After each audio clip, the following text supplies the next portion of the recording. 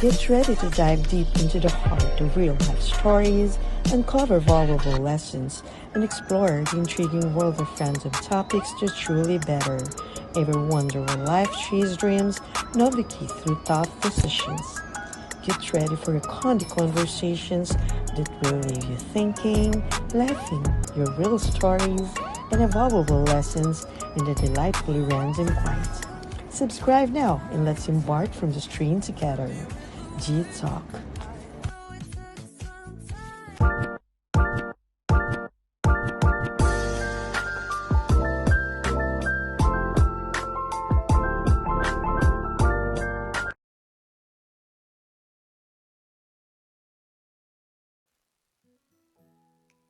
Do you believe that only those who will risk going too far will possibly know how one far can go? Yes, ako I believe. Kasi ako ganun eh. Diba? Hindi ko malalaman kung hanggang saan ako, kung hanggang saan yung kaya kong gawin, if hindi ko susubukan. Ang motto ko nga sa buhay is life is always taking a risk.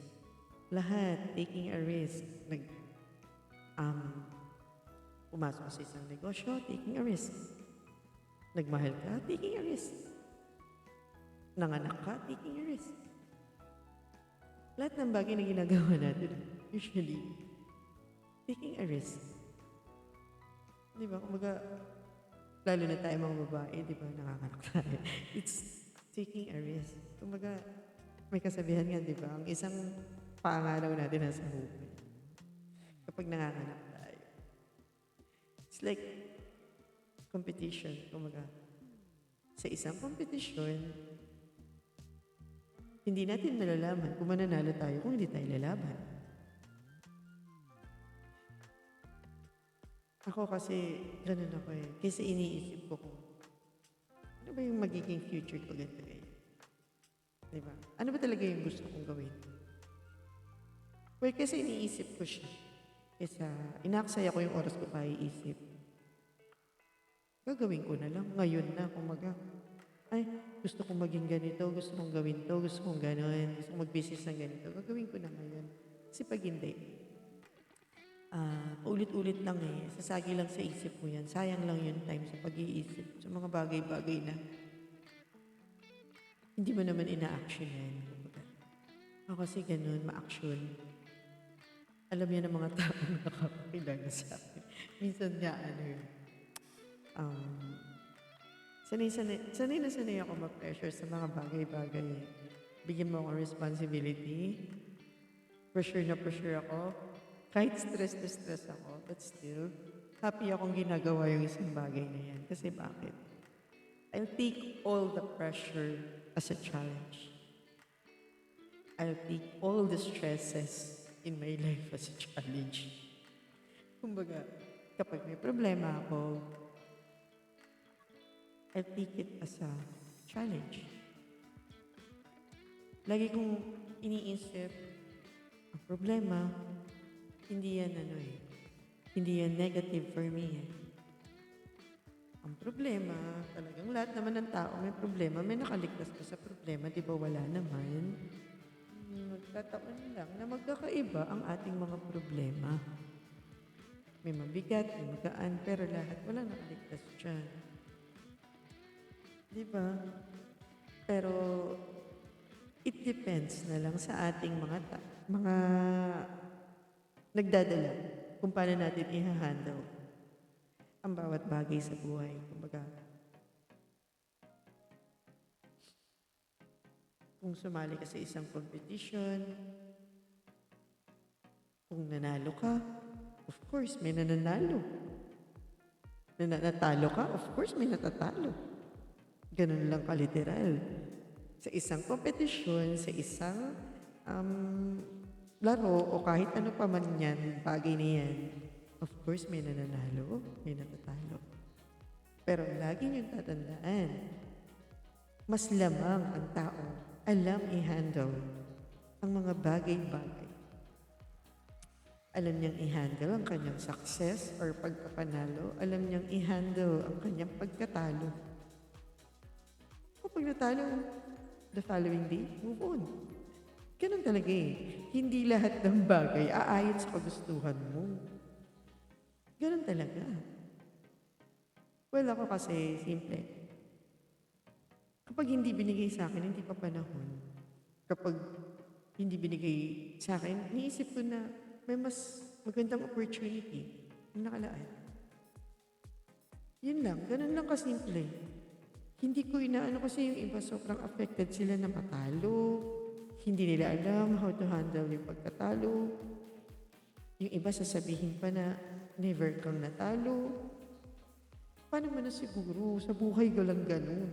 Siguro maaaring nagkataon umaayon sa'yo ngayon.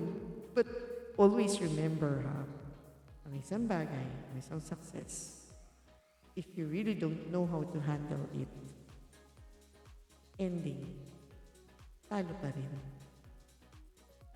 Example, nanalo ka sa isang competition, but you don't even know how to handle yung pagkapanalo mo, hindi mo alam kung paano mo i-handle, hindi mo alam kung paano nga ba ang gagawin mo kapag nanalo ka. Di ba? Kumbaga, maaaring nanalo ka pero hindi mo ginamit yung pagkapanalo mo sa paraan na tama or sa paraan na hindi aayon sa mga bagay-bagay. So, ganun din. Ang patutunguhan mo, talo ka din. Kumbaga, kailangan lawakan lang ng utak eh. Kumbaga, lawakan lang ng isip. And most importantly is acceptance. Diba? I-accept mo pag hindi ka nanalo. And move forward. Keep going. Diba? Ako ganun eh. Parang kasi sa akin, ang buhay literal. Kapag may gusto kang sabihin, sabihin mo. Ako kasi, alam yan ni B-Boy, si B-Boy. Literal, ayoko ng mga tampo-tampo, ayoko ng mga bagay na hinanap. Mga tampo-tampo, nagtampo kasi ganito, kasi ganyan, kasi hindi sinabi. Kasi yung tipong hindi ka nag-good night or kaya hindi mo inalok, kaya hindi. For me kasi ito, simple lang ang buhay sa akin eh. Kumbaga, do not complicate things. Huwag natin gawing komplikado yung buhay. Pag may gusto kang sabihin, sabihin mo. Pag may gusto kang gawin, gawin mo. Pag may gusto kang itanong, itanong mo. Kapag nagtatampo ka, feeling mo nagtatampo ka, ba't hindi ka isinama or what? Hindi ka nilambing or what? Sabihin mo, o hindi mo ko nilambing o hindi mo ko sinama ha. Ganun lang. Kasi hindi mo nga malalaman yung isang bagay pag hindi mo nga inalam, hindi mo sinubukan. Alamin mo bakit. Kumbaga, ay, oo, kaya hindi ka nasama kasi ganun, ganyan. Huwag tayong maging always parang nakasalalay sa ibang tao yung ating yung, ano ba tawag doon? Yung parang happiness ba? Hindi. Kumbaga, yung yung pagiging okay mo. Yung pagiging okay mo, sorry hindi ko kasi maano eh. Yung pagiging okay mo as a person, kumbaga, hindi ka na magiging okay, mag-iiba na yung mood mo kasi bakit? Kasi yung kapwa mo, kasi yung friend mo example is hindi ginawa yung ina-expect mong bagay o kaya yung partner mo hindi ginawa yung ina-expect mong bagay. No, huwag ganun. Kasi alam nyo, huwag nyo gawing komplikado yung buhay. Ang buhay, gawin nating simple, gawin nating literal lang. Kumaga, meron kang gustong sabihin, gustong hingin mo. Hindi ka nabati, birthday mo, o sabihin mo, hindi mo ko nabati, birthday ko, o. Hindi mo, o kaya, ako nga eh. Mahal, regaluhan mo naman ako ng ganito. Gusto ko nito, mahal, regaluhan mo. Di ba ganun ako? Mahal, nagpasko, gift ko, ganyan. Matuto tayo, kasi dadagdag lang sa stress natin yung mga ganun. Ako ewan ko ayoko kasi ng stress. Kumbaga sa akin, hindi na ginagawang komplikado yung mga bagay-bagay. Lalo na ako, action ako. If may gusto akong subukan, may gusto akong gawin, gagawin ko. Walang makakapigil sa akin gawin yung isang bagay basta't ginusto ko. At wala rin po pwedeng makapigil or makapag-utos sa akin ng mga bagay na gusto at hindi ko gusto gawin sa buhay. Kumbaga, may sarili akong desisyon. If hindi ka nag-succeed sa ginusto mong gawin, it's okay. Yun lang ako. Kasi gano'n talaga buhay. Lumaban kayo. Of course, dapat handa kang matalo. Huwag kang allergic sa pagkatalo kasi wala namang...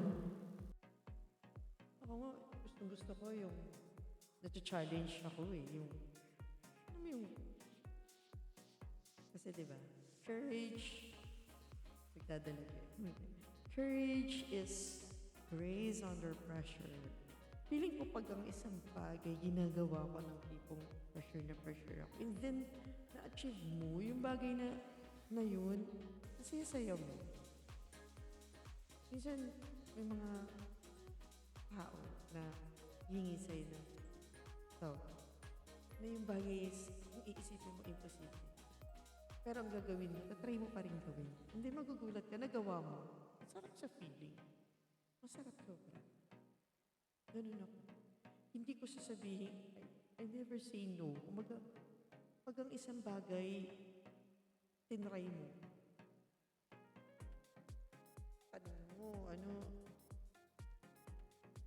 Hindi eh, ayoko mag-say no.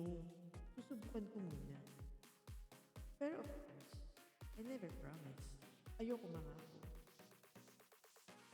Diba? Ayoko mangako na sasabihin ko, oh sige gagawin ko yan. Oh sige ganito. Hintayin mo may result. No. Action. Action speaks louder than words. Diba? Kumaga ako kasi ma-action. Ma-action talaga ako. Alam yan ng mga tao nakakakilala sa akin. Pag ibinigyan mo ako ng isang test, or meron akong gustong i-achieve, or meron akong goal na gustong gawin, or meron akong project, o kahit ano pa man yan, pag gusto kong gawin, walang kahit sino makakapigil sa akin. Lalo na pag ang isang bagay isinet ko na. Diba? Ganun katigas ang ulo pagdating sa mga ganyang bagay. Pagdating sa mga bagay. Basta as long as, alam mo, na ang isang bagay ay hindi makakasama. Hindi makakasama, makakabuti pa nga. Paglaban mo. Hindi mo malalaman na magsasucceed ka sa isang bagay kung hindi mo susubukan. But always remember, hindi ka man mag-succeed. You have to accept it. And find another thing na magagawa mo na maaaring baka sakali fit sa'yo. Kasi hindi naman lahat ng bagay kung ano yung gusto mo mangyari, yun yung mangyayari. Dapat marunong tayong tumanggap ng pagkatalo. Kaya naman din natin i-handle dapat ang ating pagkapanalo. Same with pagkatalo. Diba? Ako, ang daming karera sa buhay ko ang ginawa ko. Honestly, I always win. Pero, just recently, hindi.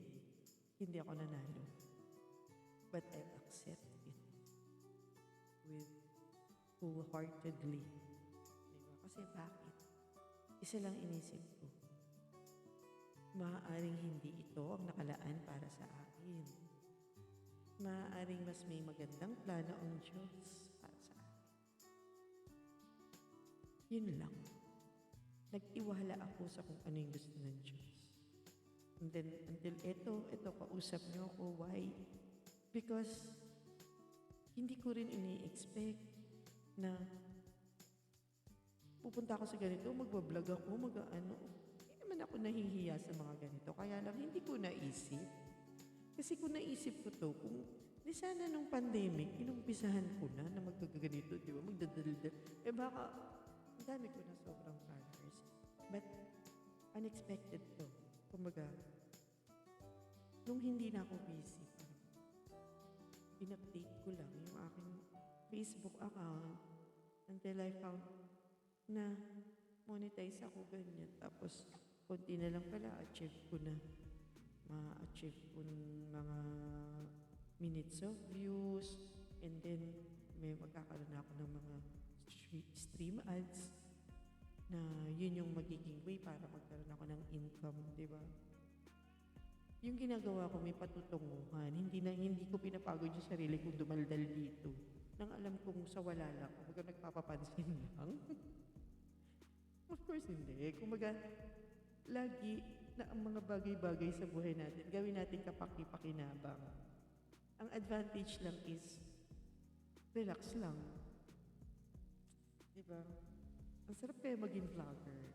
Kumbaga, nakikipagkwentuhan ka lang, pero gusto ko talaga, sobrang challenge sa akin itong pangyayari sa buhay ko na to. Kasi, antayin niyo yung mga susunod ko pang mga gagawin na gusto ko to, actually. Pangarap ko nga nung una, ang gusto ko maging course before is mass communication. Yun yung gustong-gusto ko talaga. Mula nung bata ako, nag-aaral ako elementary, high school, nag-college. Actually, napagsarahan lang talaga ako. Mass communication. Kasama ko pa ang aking friend na si Fernando Vasco. Si Meme. Kasama ko nag-enroll ako sa EUP, Polytechnic University of the Philippines. Nagkasakit kasi ako, nag-enroll ako late na. Yung gustong-gusto kong course, mass communication, hindi ako talaga nakaabot, sayang. So napunta ako sa course na hindi ko masyadong gusto. Pero nag-transfer na lang. Pero ngayon naman, advantage naman is nagagamit mo din. Diba? Kumbaga, isa sa masarap na bagay talaga is yung aware ka ba? Aware ka sa mga nangyayari sa paligid mo. Kumbaga, aware ka sa kaganapan sa ng isang tao, problema, sinusolusyonan mo, tinutulungan mo sila. Disclaimer lang, hindi ako professional, hindi ako expert. Pero kahit paano naman, may mga magaganda naman akong siguro na, may magaganda naman siguro akong mga opinion sa buhay. Which is, if you think na makakagaan naman sa inyo, why not, di ba? Keep on listening. Pero kung tingin nyo is nonsense or hindi maganda yung mga sinasabi ko, okay lang. Dito naman ay wala naman po tayong pilitan. Of course, kung sino yung mga willing makinig, diba, sa aking mga... And if meron akong konting bagay na maipapayo, if kaya, why not? Actually, lahat ng ito ay sariling mga opinion ko lang. Hindi ko naman ito ni-research. Ito ay base lamang sa makatotohanang pangyayari sa buhay. Kumbaga, kung ano yung mga nangyayaring ganap sa buhay ng tao, ganap sa buhay ko, yun practicality. More on practicality. And kagaya nga ng sinabi ko, don't complicate things. Malalaman mo na magsasucceed kasi isang bagay kapag sinubukan mo talaga. Pero kung puro pangarap ka lang, hanggang isip ka lang, ay gusto kong gawin yan, ganyan. Ay sana, balang araw maging ganun ako. Pero hindi mo naman sinusubukan. Di ba may kasabihan nga, walang masamang mangarap. Ang masama kapag hindi mo tinupad, pangarap mo yun. Yun ang sabi lang na naririnig ko. And always remember, ito naman, sabi ng dad ko ito actually, which is napatunayan ko, totoo.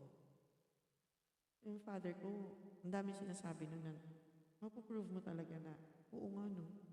Realize mo is, yung, pag nangyari na, like sabi niya sa akin, dati, ang lahat ng problema ay nahihinog.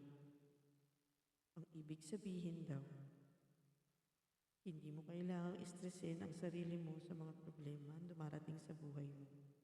Kasi darating ang araw, days after, week after, months o years, hindi mo na problema yan ngayon. Which is true. Pinoproblema mo ngayon yung katapusan mo pang dapat problema, pero pinoproblema mo na ngayon. Nag-i-start ka ng mas stress ngayon pa lang. Sleepless nights ka na ngayon pa lang. Pero yung problema mo, katapusan pa dapat. Wag, kumbaga, ano, let go of things that are out of control. Pag-aralan natin yun. Enjoy natin ang buhay kasi maikli lang yan. Kung ganun yung natutunan. Yan. Salamat sa pakikinig.